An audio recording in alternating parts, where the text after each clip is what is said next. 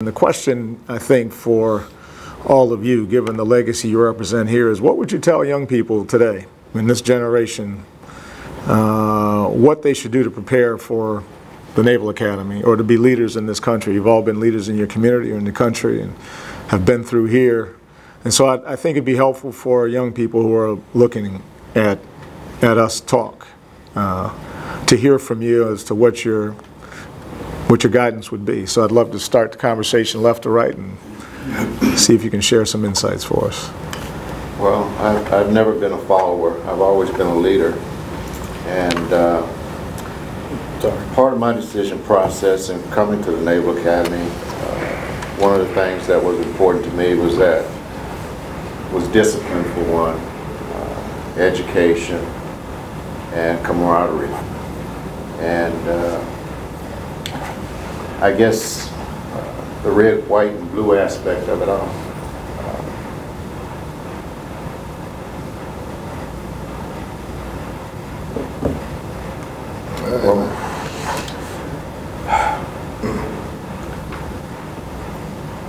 My father was a yeoman in the Navy, and I had an uncle that was a steward.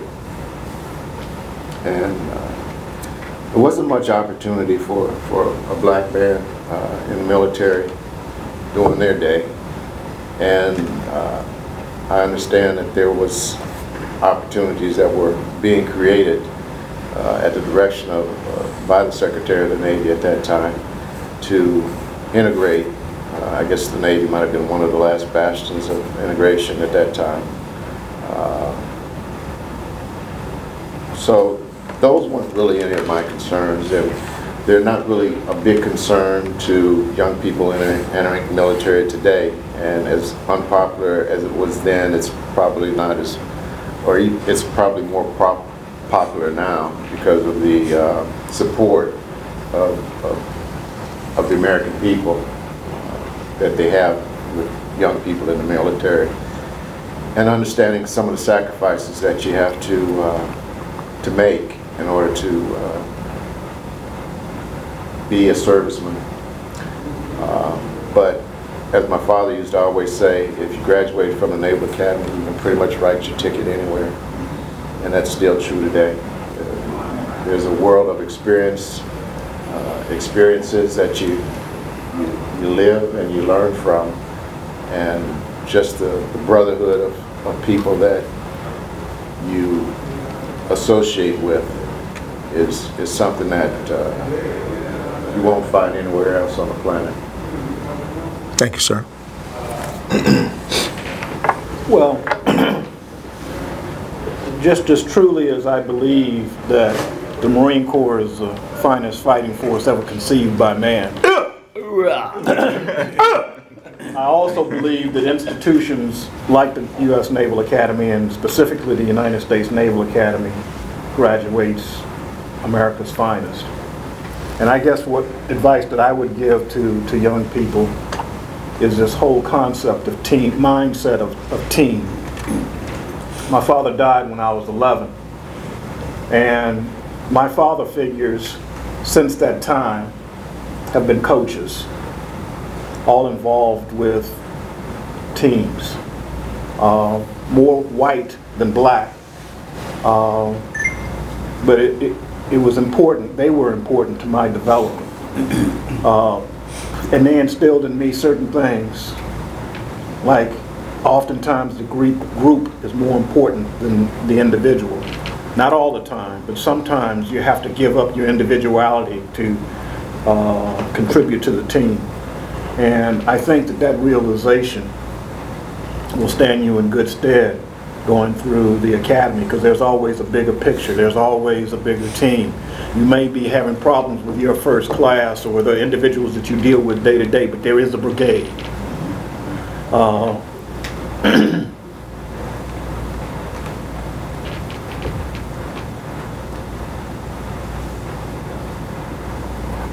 Philadelphia, Pennsylvania.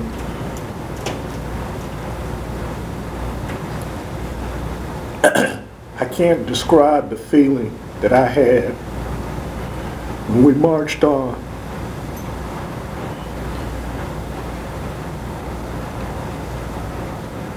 And they said, ladies and gentlemen, Brigade of Midshipmen. Right on. That says it all. I understand. Thank you. I appreciate that. Nelson? What would I tell young people? Well, I'm 62 years old. I've done a lot of things in my life, but the most significant thing that has happened to me was the opportunity to go here and then ultimately graduating from the academy. I went in the Marine Corps, had the opportunity to go to law school while I was in the Marine Corps, just 2 years out of Annapolis. While I was in the Marines, I was able to get a master's degree in law. I've had a number of significant career successes. I served for 10 years and then I got out, but since I've been a civilian, I've had some success. But what I would say, well, I was a patriot before I got here. That was reinforced by being here.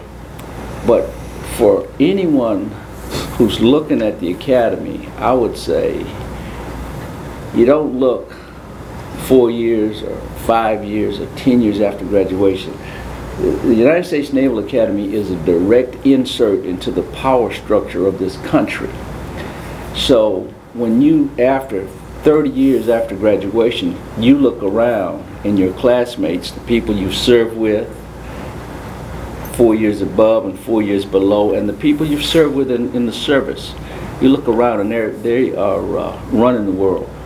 And so, you know, we all take so much more out of life than we give.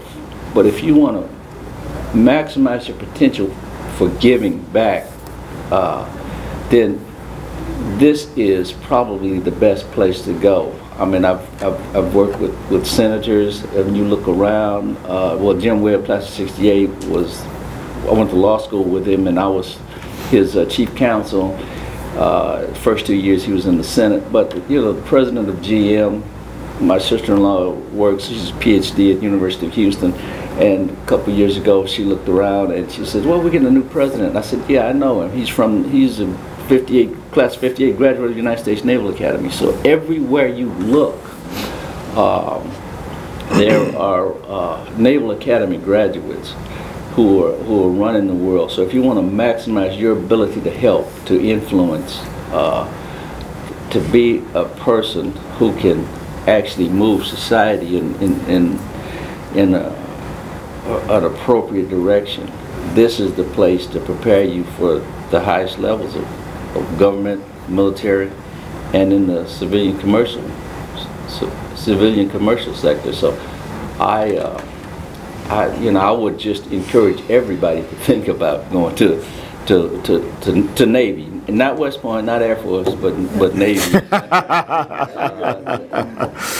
Thank you, Nelson. Sir? Yeah, I would encourage young people to look at their goals. What goals do they have in life, and to broaden those horizons, broaden your thoughts. And unfortunately, during the time I grew up, but not having seen any black naval officers or any real having anyone to talk to that had been through the Naval Academy or that served in that type of capacity within the military, I didn't have that type of goal when I entered the Naval Academy. I went there because there was an opportunity there, but not because I had the goal of becoming an admiral or because I had the goal of becoming a major leader.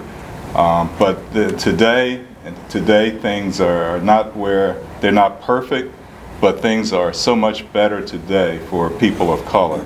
And there are so many people that you can talk to that have been through it and giving you advice and can help you with your goal setting. But if you can just spend some time deciding what you want out of life, and if you want to become to serve, if you want to get a great education, if you want to participate in athletics, like our brother Butch Keaser, if you want to, if that fits, the Naval Academy is a great place to go to prepare you for whatever you want to do in life. Thank you, sir. Charles? The advice I give to young people is that if there's an opportunity that you want to pursue, don't weed yourself out. Throw your hat on into the ring and let somebody tell you that you've come up short, and then have them tell you why. and don't be thin-skinned about the response. And my last remark I want to put in the form of a poem. Sometimes when we ask the Lord to meet a special need, it seems his ear is deaf, no matter how we plead. But up above the blue sky, he watches over his own, sees our tears, he sees our heartaches, hears our teardrops. We are not alone. For every trial and every care, he gives us more grace. Every storm has a calm that shows his loving face. Yes, trouble often abounds, that is very true, but he always has the answer, and he always sees us through. God bless you. Thank you, Charles. Sir? My advice to people who are considering going to the Naval Academy probably have already made a decision if they are going to serve their country, be a patriot, and are looking at the Naval Academy as an option. The thing that I like about the Naval Academy is that it provides you some measure of flexibility if you're not decided on what you want to do and exactly how you want to serve. If you want to be a pilot, if you want to be a Marine, if you want to be a submarine, if you want to be a UDT SEAL. There's a lot of options that come out of the Naval Academy, and it gives you a chance to develop your own personal fit with any one of those while you're there for the years that you're there. The other thing that I would like to just add as a piece of advice for somebody who's considering going and maybe is not sure how they'll fit in is the fact that the Naval Academy is a series of a number of different groups, organizations, subgroups, informal and formal, and you are never alone. There's always going to be some body or some organization or some way that you can connect that's going to give you some level of comfort and not feel that you're all by yourself. Thank you, sir. Butch? When I talk to the kids in most cases in recent years about coming to the Naval Academy, I say for one it has to be a match. You know, as the other guys mentioned out here, is what do they want in life and then what does the Academy offer. And my bias is that the options you have once you graduate are far better than maybe going to other schools. And I think most people are happier, I feel they're more successful if they feel they have choices in doing what they would prefer to do.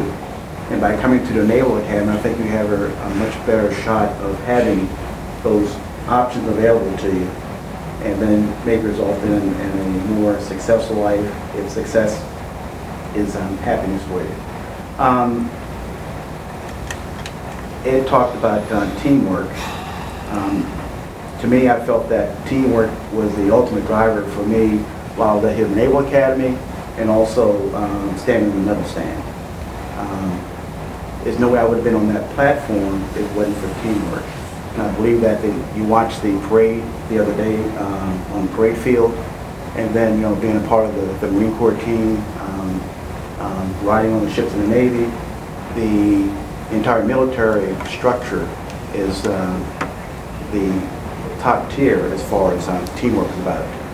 And then the last thing would be you want to be a part of that team, but the other one being a tremendous sponge, meaning being open to input from many sources, regardless of where those sources are, and picking out those pieces of information or experiences that's going to help you better make your decision. And for me, being that sponge, when my coach pulled me aside, made me aware of the Naval Academy is the thing that enabled me to be here. If I was not that sponge, I would never have had that opportunity to have all the options that I've had over the years. Thank you, sir. Options. In a sense, I really think it might be a little tougher for young people today to qualify, particularly academically, for the Naval Academy than it was for us. I think it was relatively easy for us to qualify because we grew up at a time when that was expected, it was really demanded. It was not only an expectation of our parents and those around us, but we expected it of each other. We competed, like I said, academically for excellence. And one of the many verses in the book of Proverbs says, as iron sharpens iron, so does one man sharpen another. So what I see that young people really need to do is really take on more of a responsibility for their own education so that they can qualify and have the Naval Academy and other institutions like it as options in the future. I mean, it's a wonderful thing, a wonderful opportunity. I remember reasoning in my mind 45 years ago or so, top-notch education, very prestigious, free, full scholarship, get paid while you go, free, and a guaranteed job when you graduate for how long you want to keep it. You know, I saw that as all positives, and again, it's all about options. And young people today, what's missing, I think, so much of the time is, again, the academic undergirding. You know, the algebra, the geometry, the algebra 2, trig, the physics and chemistry, those courses, and again, because of the lack of what I see in the school system of real competitiveness, okay, you're going to have to take more of a responsibility in making sure that you get a quality education. You can get through school, but will that diploma translate into a quality education that shows up in scores, scholastic aptitude test scores that, you know, are commensurate with the courses that you've taken, the grades that you've achieved? Because it may be, you know, you can glide through school, but there's going to come a day of reckoning. You're going to have to really cash in that diploma for something in real life. And in real life, after high school, you don't get a free ride. You don't get a free ride, okay? They don't just, you know, pass you along. So you're going to have to take more responsibility, because in my opinion, it's a little tougher today to get a quality education. Okay. Well, I want to thank all of you for your sharing your intimate memories, your insights with young people and alumni, and most importantly, I want to welcome you back to your alma mater and wish you much joy and happiness in your reunion. And most importantly, and I always end these interviews with this, you all represent integrity, honor, and leadership. And that's what this institution is all about. So I want to thank you for coming back. Look forward to seeing you again for your 45th, 50th, and beyond. And welcome back. Go Navy. Beat Army. All right.